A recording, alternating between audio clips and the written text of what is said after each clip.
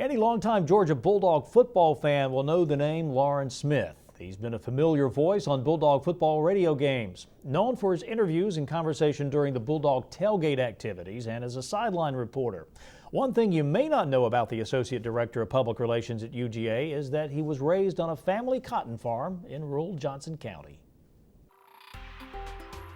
Wyatt Posey, who played and coached here, came from a little community in Alabama, and his daddy was so proud of him getting a football scholarship to the University of Georgia and going to college that he sold a bale of cotton for $16 to buy his son a suit to go off to college. Now, those were the kinds of sacrifices that you only know about these days when you hear about it, because nobody's going to experience that time again. And that is something that I appreciate that came my way, was the work ethic.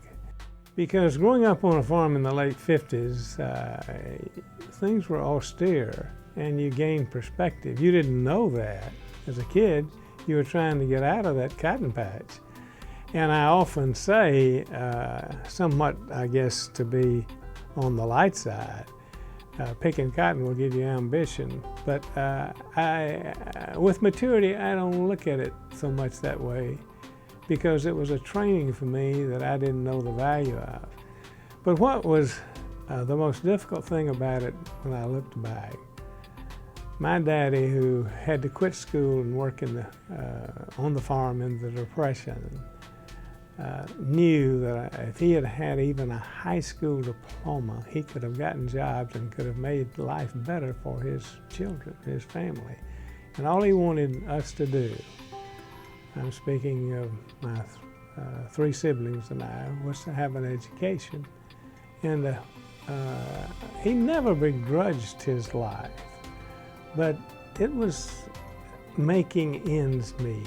He didn't want me, for example, to play football for two reasons. One is he didn't see the sense in football, and the other was a broken leg would have put a strain on the family medical budget. We didn't have a medical budget. There was no insurance.